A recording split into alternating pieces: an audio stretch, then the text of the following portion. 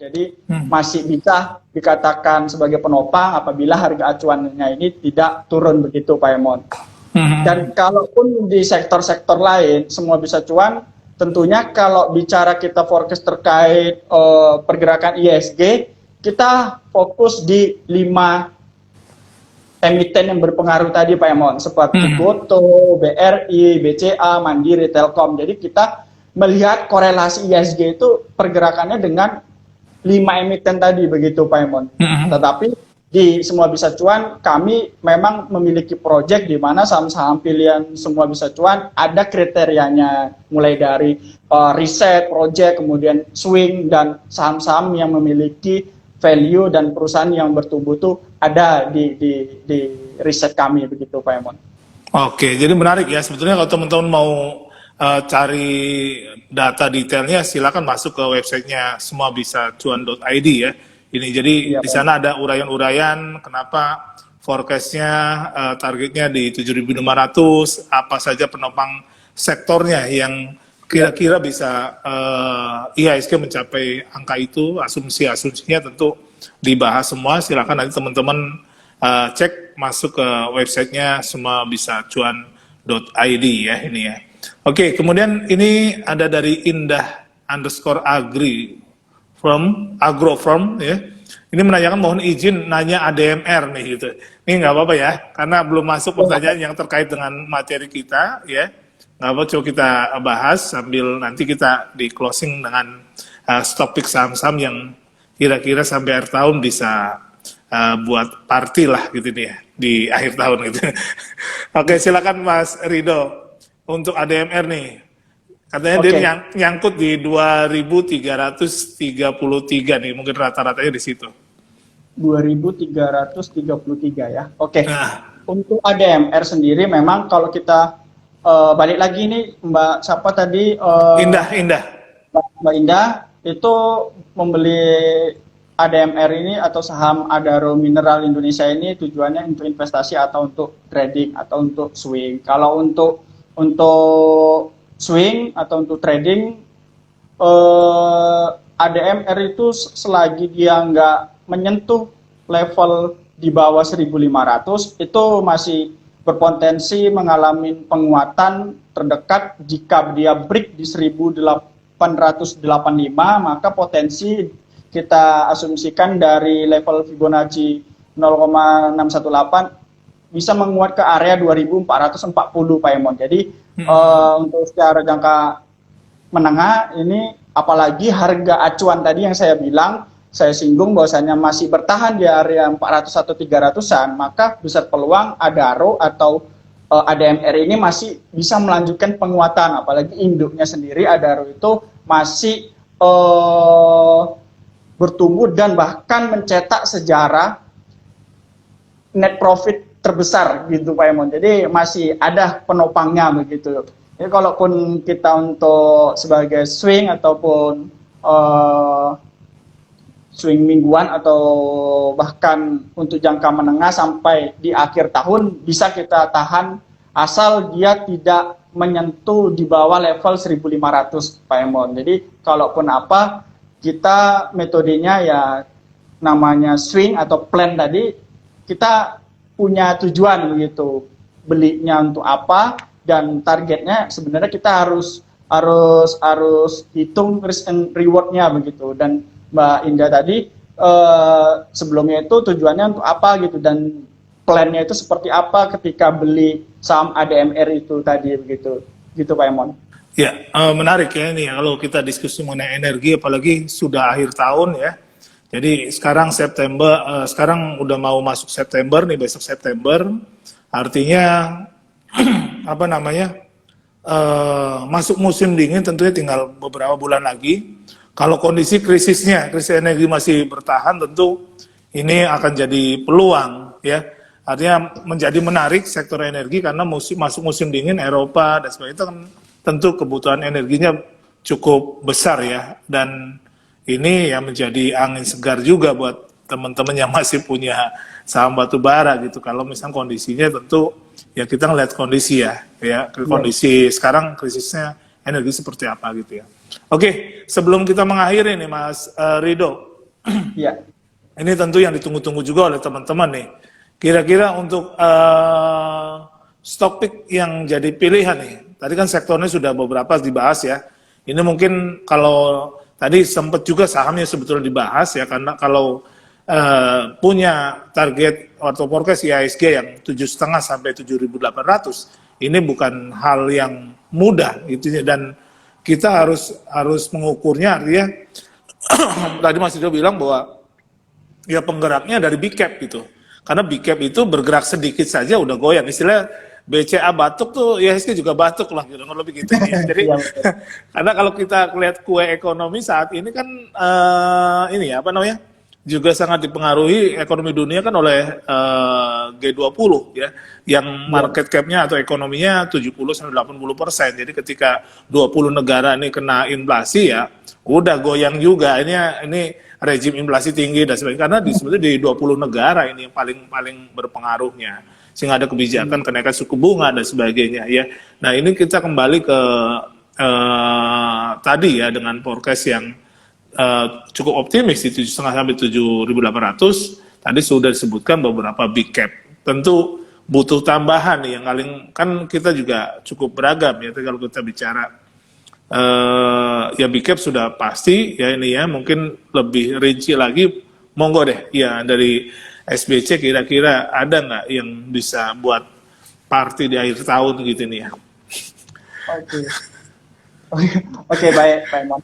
Nah, kita sendiri di SBC itu memiliki saham-saham pilihan, di mana saham itu ada yang namanya saham project, kemudian ada saham yang berfundamental kuat dan untuk jangka menengah. Jadi kalau untuk saham project sendiri, kita mungkin dari beberapa emiten project kita bagikan kepada viewer semua, itu ada di saham Penin. Memang kami semua di Panin semua ya? Ya, Panin Fest. Jadi memang kami semua di semua bisa cuan memiliki harga rata-rata Penin itu di harga di 800-an. Mentok paling tinggi di 850. Tapi kalaupun memang untuk swing, ini bisa dijadikan pilihan untuk kita target sekitar 1 sampai 3 bulan ke depan begitu. Jadi kuncinya di sini Penin memang dia sebagai holding dari grup Panin seperti kayak PNLF dan PNBN itu sudah mengalami kenaikan yang cukup signifikan, dan book value PNBN sendiri itu sudah di atas 1 kali. Kalaupun PNLF itu kalau kita lihat book value-nya sekitar 0,4 atau 0,5 kali. Sedangkan Penin ini masih 0,23 kali. Artinya saham ini terdiskon sekitar 80% lebih dari harga value-nya, begitu Pak Emon. Harga value-nya Penin ini adalah sekitar 6 ribuan. Nah, saat ini harganya 1.000-an rupiah gitu ya. Mungkin teman-teman viewers bisa menilai saham ini apakah saham value trap atau bukan. Tapi kalau semua bisa cuan, ini melihat momentum di mana ada peluang untuk kita mencapai atau meraih capital gain dari saham Penin ini sendiri, dengan target asumsi kami di harga 2.000. Jadi target di harga 2.000 ini ya hampir 100% kalau teman-teman viewer semua entry pada saat ini. Jadi saham-saham seperti ini pun juga yang diminatin oleh Pak Lo Keng Hong ya, sebagai Warren Buffett-nya Indonesia. Dia juga memilih perusahaan-perusahaan yang under value, salah satunya ya grup Panin, dia masuk di PNLF. Tapi kami semua bisa cuan memilih Penin untuk dijadikan momentum buat kita meraih capital gain dengan target di harga 2.000 Pak Emon. Di harga 2.000 dengan level stop loss di harga 960. Jadi area belinya sekarang ini udah cukup ideal, sekitar 1.050 sampai 1.100 itu bisa kita entry di situ dengan batas resiko 960 dan target terdekat di 1.500 dulu, baru ke 2.000 begitu Pak Emon. Itu untuk saham project kami begitu. Kalau saham yang berfundamental bagus, kita juga ada namanya saham Bank Danamon. Bank Danamon. Jadi Bank Danamon ini salah satu bank swasta yang masih under value begitu, masih di bawah 0,5 kali book value-nya begitu. Jadi masih sangat-sangat under value dan dengan target semua bisa cuan di Bank Danamon ini di area bentar Pak Emon.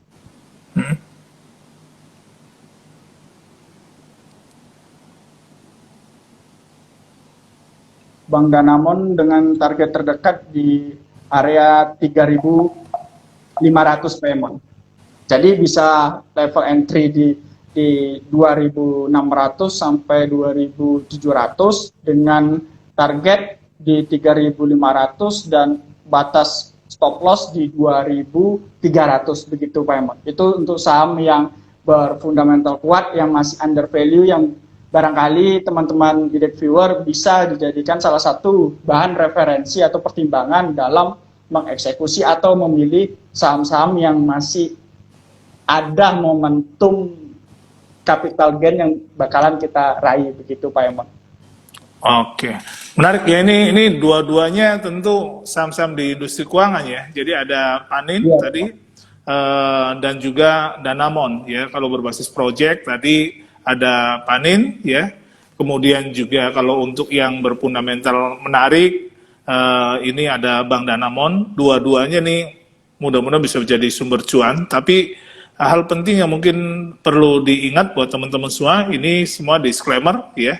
Jadi teman-teman silakan kaji lagi atau silakan diskusi lagi, atau masih kurang yakin, silakan cek di websitenya dari semua bisa cuan.id ya untuk mengetahui lebih banyak, atau ikuti mungkin pertemuan-pertemuan dari SBC ini. Mungkin ada pertemuan yang teman-teman bisa ikuti juga, bisa belajar bareng gitu ini untuk memastikan dua saham ini cukup bisa memberikan cuan buat teman-teman sehingga di akhir tahun nanti bisa party bareng-bareng gitu, tersenyum bareng ya, gitu. Ini cuman dua Pak Emon, karena kami ada beberapa gitu, nggak mungkin kita jelaskan di sini. Nah, habis nggak cukup waktunya Pak Emon. Iya, siap. Kita aja dua begitu. Barangkali bisa dijadikan bahan referensi pertimbangan rekan-rekan semua untuk membeli saham begitu. Ya, kembali semuanya memang kembali ke masing-masing keputusan pihak teman-teman IDEX viewer semua. Oke, Mas Rido, thank you nih udah atas penjelasannya. Mungkin barangkali ada pertemuan lanjutan offline atau online buat teman-teman yang mau ikutan di Serba Cuan dalam waktu dekat, mungkin bisa di sounding mumpung masih ada waktu. Silakan Mas Rido, barangkali ada pertemuan ataupun ada ya pertemuan online ataupun offline yang akan diadakan oleh SBC nanti. Silakan. Oke, baik. Ya, kalau untuk pertemuan kita memang ada, itu tinggal misalnya teman-teman IDEX viewer pengen lebih dekat, lebih mengenal terkait semua bisa cuan, bisa kunjungin di websitenya, kemudian kita bisa atur jadwal kapan ini misalnya terkumpul beberapa orang, ya udah kita buat nanti barangkali kita juga kalau sama IDEX lagi ataupun beberapa sekuritas dalam pemenuhan literasi terkait keuangan, baik itu sekolah pasar modal, dan kita juga bakalan sharing-sharing lebih lanjut terkait membahas suatu emiten mana nih yang memiliki potensi-potensi, baik itu potensi dari corporate action ataupun dari pergerakan harga sahamnya yang masih memiliki momentum kenaikan dari segi fundamental, baik itu under value ataupun memiliki aksi corporate tadi, gitu Pak Emon.